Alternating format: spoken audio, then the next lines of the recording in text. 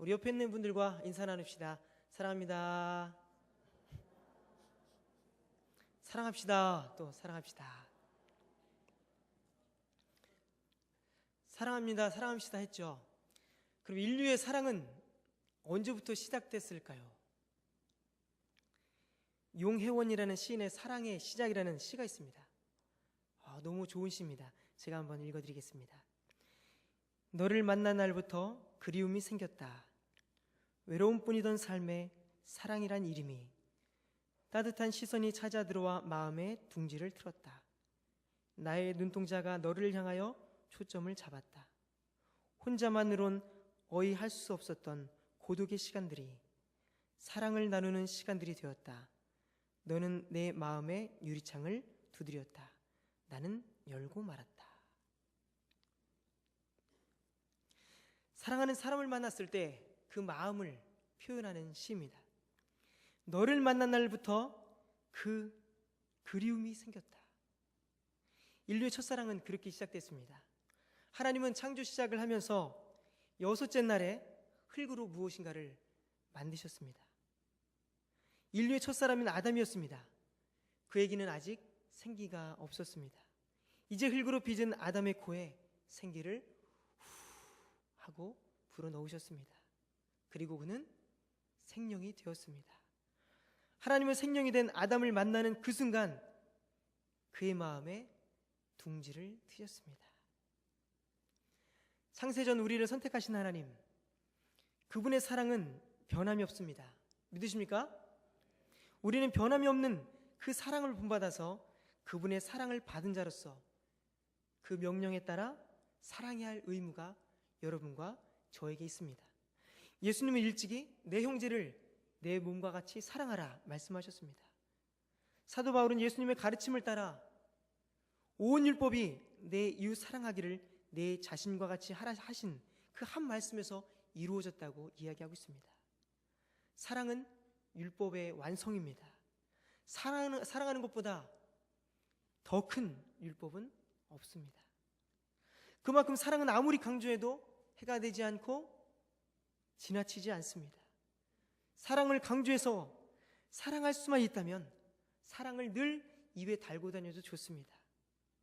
피켓을 들고 사랑합니다라고 써있는 피켓을 들고 다녀도 좋습니다.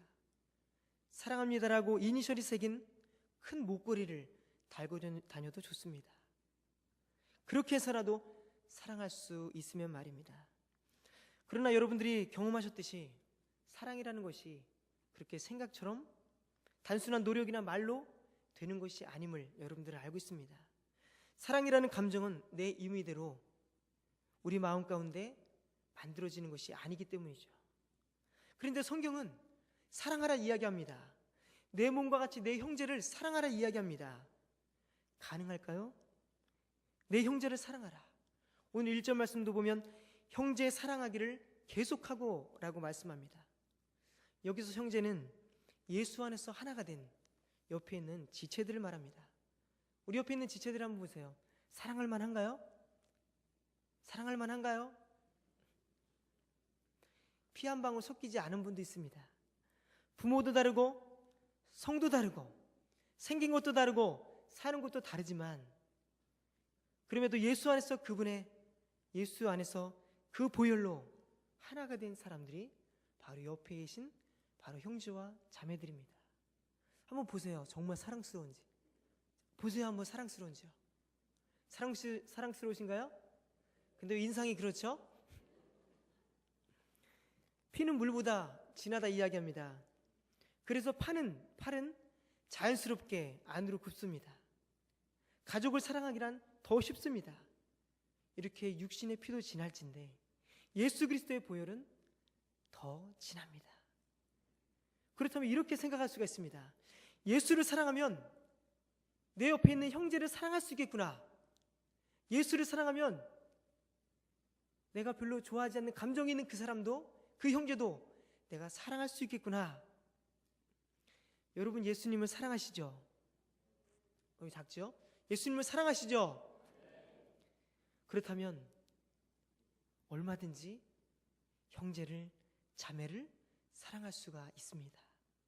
주님은 형제를 사랑하는 그 사랑할 수 있는 마음을 여러분들에게 허락하셨습니다. 예수를 사랑하는 마음이 여러분들의 마음에 가득하다면 말로만 하는 사랑이 아니라 마음으로 사랑할 수 있습니다.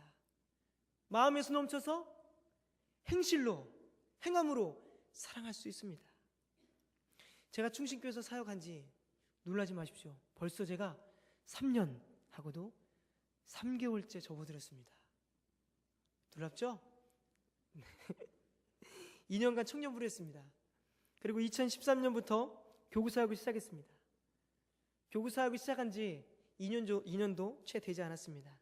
짧은 기간이지만 교구사역을 하면서 많은 것을 깨닫게 됩니다. 성도의 아픔이 이제는 저의 아픔이 되어가고 있습니다. 공감하는 마음들이 점점 많아지고 있습니다. 몸이 편치 않은 분들이 신방할 때는 제가 꼭 손을 꼭 잡습니다. 손을 잡아서라도 내 마음을 나눌 수만 있다면 그런 마음으로 손을 꼭 잡습니다. 그리고 그 손을 말씀을 전하는 그 시간을 제외한 그 나머지 몇십 분의 시간을 저는 꼭 손을 잡았습니다. 붙잡은 손에서 땀이 나도 꼭 잡습니다. 그리고 마음으로 기도합니다. 제가 그 순간 그분을 위해서 계속 기도하고 있는지 잘 모르실지라도 저는 마음으로 아프신 그 환우를 위해서 기도합니다. 그 마음이 전달이라도 되었을까요? 어떤 분은 손을 놓으려 하면 저의 손을 다시 잡아주십니다. 그리고 옆에 가까이 있어서 옆에 앉으려고 하면 가지 말고 이쪽에 같이 앉으라고 이야기하십니다. 이제 제가 40이 된 사람이죠. 나이는 적습니다. 인생의 경험도 사실 부족합니다. 아직 서툽니다. 그럼에도 부인할 수 없는 것은 예수 안에서 그분들과 제가 하나라는 사실입니다. 주 예수 그리스도 안에서 그 주님의 사랑의 보혈로 함께 묶어주신 형제와 자매라는 사실입니다. 그 사실은 변할 수가 없습니다. 진리입니다. 주님은 오늘 여러분들에게 저에게 말씀하십니다. 일시적인 사랑하지 말고 계속하는 사랑, 멈추지 않는 그런 사랑을 하라고 주님은 오늘 말씀하십니다. 주께서 여러분들을 지극히 사랑하신 것처럼 예수 안에서 형제와 자매된 지체를 사랑하시라 말씀합니다. 비록 매일 만날 수 없는 그런 관계지만, 시간과 공간에 제약이 있지만 그러므로 계속해서 사랑하라 주님은 말씀하십니다. 예수님은 그렇게 하셨습니다. 유월절 전에 예수님께서 이제 세상을 떠나서 아버지께로 갈 시간이 되었음을 아셨습니다. 그때 주님은 세상에 있는 자기 사람들을 사랑하는데 끝까지 사랑하신다 말씀하셨습니다. 8절 말씀 볼까요? 예수 그리스도는 어제나 오늘이나 영원토록 동일하시니라. 예수님은 늘 한결같으셨습니다. 여러분들을 향한 사랑은 한결같으십니다. 7절에 하나님의 말씀을 너희들에게 가르쳤던 자들, 그들의 행실의 결말을 주의해보고 그들의 믿음을 본받으라 이야기하고 있죠. 말씀을 전했던 자들, 그들 또한 어제나 오늘이나 변함없는 주님의 사랑을 경험했던 자들입니다. 그 사랑은 그들에게 멈추지 않았습니다. 지금 이 수신을 보고 있는 자들, 그리고 지금 이 시간 말씀을 듣고 있는, 그리고 앞으로 말씀을 들을 자들, 주님의 사랑은 멈추지 않습니다. 영원히 동일합니다. 예수 그리스도는 어제나 오늘이나 영원토록 동일하시니라. 앞으로도 어떤 삶 가운데서도 예수님의 사랑은 멈추지 않을 것입니다. 강력한 사단의 세력도 그 사랑을 결코 멈추게 하지 못할 것입니다. 그 사랑만 여러분에게 간직하면 됩니다. 여러분들이 그 사랑을 품고 있다면 오늘 2절에서 4절까지 말씀 보면 이 말씀을 능히 감당할 수 있는 거죠. 손님 대접하고 갇힌 자를 생각하고 학대받는 자를 생각하고 남편은 아내에게 의무를 다하고 아내는 남편에게 의무를 다하고 음행하지 않고 이 모든 것을 가능하게 하는 것은 바로 사랑 때문인 것입니다. 지금 말씀드렸던 행위는 억지로 짐을 지우는 것이 아닙니다. 사랑하는 마음을 갖고 있을 때 자연적으로 삶에서 드러나는 행위인 거죠.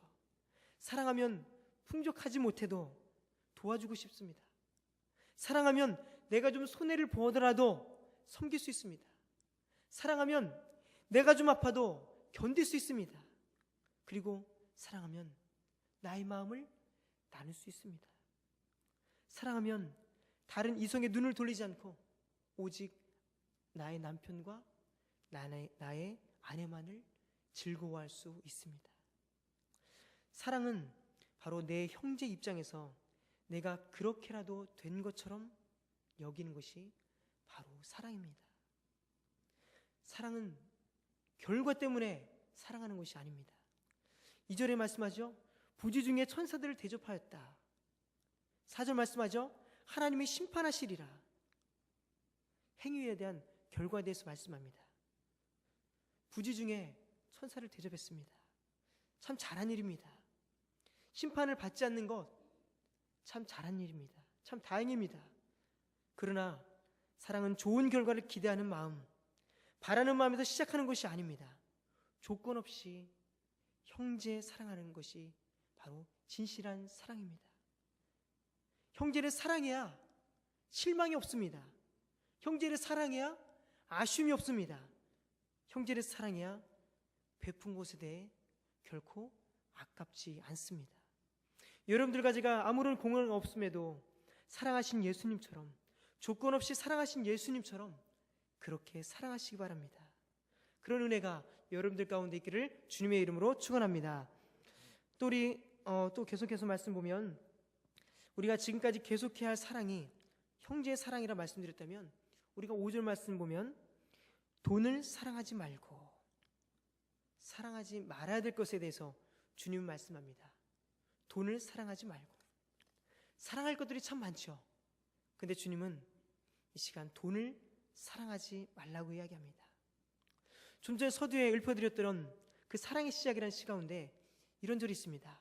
나의 눈동자가 너를 향하여 초점을 잡았다. 혼자만으론 어이 할 수 없었던 고독의 시간들이 사랑에 나누는 시간들이 되었다.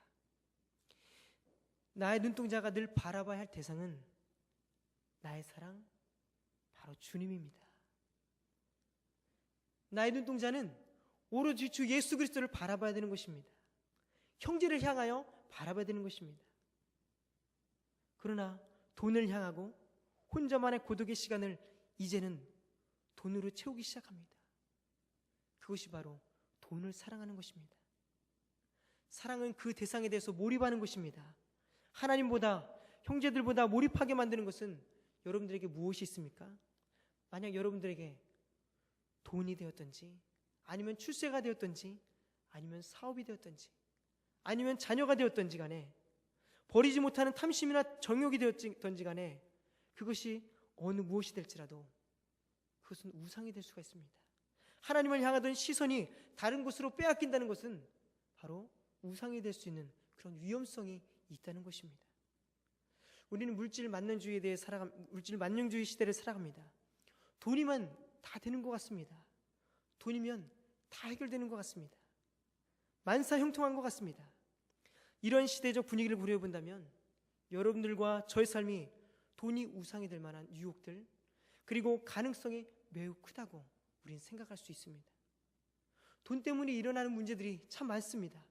돈 때문에 가정이 깨지고, 돈 때문에 교회 분열이 일어나고, 돈 때문에 스스로 삶을 포기하고, 돈 때문에 사람을 해하기도 합니다. 이렇게 돈 때문에 일어나는 사건, 사고들이 너무나 많습니다. 며칠 전 교회 재정에 손해를 끼쳤다는 문제로 교계에서 큰 일을 감당하셨던 한국교회 역사에 길이 남으실 만한 분께서 그 아들과 함께 구속을 당하는 사건이 있었습니다. 큰 교회는 남아도는 재정을 어떻게 써야 할지 고민합니다. 그리고 시골 작은 교회들은 없어서 고민합니다. 참 아이러니한 그런 문제입니다. 교회도 돈의 영향을 받습니다. 그리스도인들도 돈의 영향을 받고 삽니다. 그래서인지 몰라도 교회는 부를 축적하려 합니다. 그리스도인도 돈을 모으려고 합니다. 돈에는 힘이 있으니까. 있으면 지금보다 더 나은 삶을 살 수 있으니까. 세계 어디를 가도 돈만 있으면 사람들은 나를 대접해 주니까. 그리고 사람의 몸도 마음도 살 수 있으니까. 현실적으로 다가오는 돈의 문제들 앞에서 그리스도인으로서 돈의 문제를 지혜롭게 풀어가야 할 것 또한 계속되는 신앙의 과제 중에 하나인 것입니다. 돈에 대한 문제를 여러분들은 계속 고민하고 해결해야만 합니다. 돈의 문제에 대해서 꼭 여러분들의 삶 가운데 짚고 넘어가야만 합니다. 그렇다면 돈에 대한 고민 앞에서 자유할 수 있는 길은 무엇인가? 돈이 필요 없는 곳으로 멀리 떠나버릴까? 돈거래가 필요 없는, 사람의 발길이 닿지 않는 그런 원시적인 삶을 사는 곳으로 떠나버릴까? 주 3, 4세기에서 그리스도인 중에는 부모의 받은 땅과 막대한 유산을 가난한 자들과 소외된 자들에게 모두 나눠주고 사막으로 들어간 사람이 있었습니다. 대표적으로 사막의 구도자들이라고 말하는 그들은 그 가운데 가장 유명했던 사람이 안토니우스라는 사람이 있죠. 에바그리오스라는 사람이 있습니다. 이 안토니와 같은 경우만 해도 유산을 받은 것이 상당했습니다. 25,000평이라는 그 기름진 땅을 하나님의 말씀을 듣고 말씀을 깨닫고 그 모든 것을 다 가난한 자와 소외된 자들에게 나누어 줬습니다. 그가 말씀을 읽을 때 마태복음 19장 16절 이하의 말씀을 보았습니다. 선생님, 내가 무슨 선한 일을 하여야 영생을 얻으리까? 예수님께서 마지막에 말씀하십니다. 내가 온전하고자 할진대 가서 내 소유를 팔아 가난한 자들에게 주라. 사막의 구두자들이 가장 첫 번째 했던 것이 바로 자신의 재산, 그리고 자신의 지식, 자신의 명성을 포기하는 것이었습니다. 여러분들이 그렇게 할 수는 없습니다. 여러분들이 다 포기하고 사람들이 살지 않는 사막에 가서 은둔 생활을 할 수 없습니다. 그렇다면 어떻게 돈에 대한 문제를 여러분들은 해결하시겠습니까? 오늘 5절 말씀 보면 있는 바를 족한 줄로 알아 말씀합니다. 있는 바를 족한 줄로 알라. 지금 내가 가지고 있는 것, 네가 가지고 있는 것, 가진 것으로 만족하며 살라. 이렇게 주님 말씀하십니다. 말씀대로라면 충분히 여러분들이 가지고 있는 것으로 만족하며 살 수 있습니다. 열심히 주어진 직장에서 일하면 많은 부를 누릴 수 없지만 그래도 가정이 살아갈 수 있을 만큼 적당한 돈으로, 재물로 만족하며 살아갈 수 있습니다. 재산이 많은 사람들처럼 좋은 집과 좋은 차, 좋은 교육은 받을 수 없겠지만 얼마든지 여러분들에게 주어진 상황 속에서 만족하며 살 수 있습니다. 하나님은 각 가족마다 있어야 할 많은 분량을 허락하십니다. 감당할 수 있을 만큼의 물질을 허락하십니다. 없으면 누군가를 통해서라도 하나님은 도우십니다. 제가 6년간 신학교를 다니면서 학비를 감당할 수 있는 길이 없었습니다. 당시 사례비만 해도 한 50만 원 정도의 사례비를 받았습니다. 그러나 저는 대출 한번 하지 않았습니다. 때마다 필요한 만큼의 하나님께서 채워주심을 늘 보았습니다. 경험하였습니다. 그러나 놀랍게도 하나님은 더 많은 것으로 채워주시진 않았습니다. 어느 정도 재물이 생길 때면, 물질이 생기려고 하면 하나님은 그새 저를 후원하시고 도와주시는 분의 손길을 끊어버리셨습니다. 그래서 이런 이야기를 했습니다. 와, 하나님은 정말 계산도 잘하신다. 이런 얘기를 한 적이 있습니다. 정말 어떻게 제가 조금만 여유가 있다고 생각하면 하나님은 금세 그 재정을 뚝 잘라버리시는 것이었습니다. 하나님은 그럼에도 불구하고 지금까지 살아가면서 많지도 않고 너무 적어서 너무 힘들어서 삶을 불평할 만큼의 돈은 허락하시지 않았습니다. 여러분들에게 많은 돈이 있다면, 많은 재물이 있다면 여러분들이 이런 생각하시겠죠? 돈이 많으면 나는 헌금도 많이 하고 구제도 많이 하고 다른 좋은 일에 많이 쓸 거야, 이런 생각하십니다. 저도 예전에 복권을 사면 100% 다 드리겠습니다, 속으로 이렇게 생각하지 않았습니다. 만약에 20억이 당첨되면 한 10억 정도는 하나님께 드리고, 어떤 계산적인 이런 생각을 신학하기 전에 한 적이 있었습니다. 그래서 복권도 한 번 사봤습니다. 딱 한 번 사봤습니다. 그러나 결국 하나님은 5,000원만 날아가게 하셨습니다.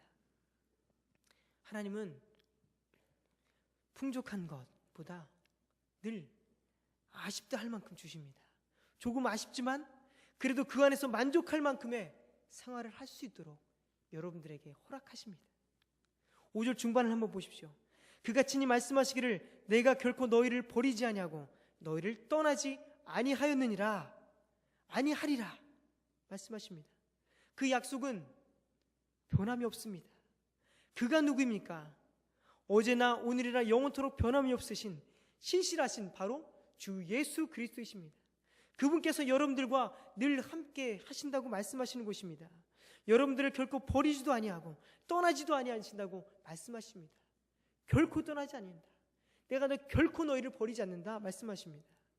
이스라엘 백성들과 늘 함께 하신 하나님, 그 주님께서 여러분들을 결코 버리지 않는답니다. 떠나시지 않는답니다. 내가 너와 가장 가까이 함께 할 테니 너희는 걱정하지 마. 내가 널 지켜줄 테니 너희는 사라진 돌 때문에, 그 재물 때문에 걱정하지 마. 없을 때면 내가 채워줄게. 걱정 붙들어 매. 주님께서 그렇게 말씀하십니다. 그리스도인에게 삶의 고민은 얼마나 많이 모으고 그 재산을 어떻게 잘 관리해서 어떻게 살 것인가, 그것이 유일한 목적이 아닙니다. 불안한 미래는, 그리스도인에게 있어서 불안한 미래는 돈이 없어서 찾아오는 것이 아닙니다. 바로 예수께서 함께 하신다는 확신이 없을 때 불안한 미래는 찾아오는 것입니다. 주님께서 너희를 결코 떠나지 않겠다는 확신이 여러분들 삶 가운데 있다면 여러분들은 진정 만족하는 자입니다.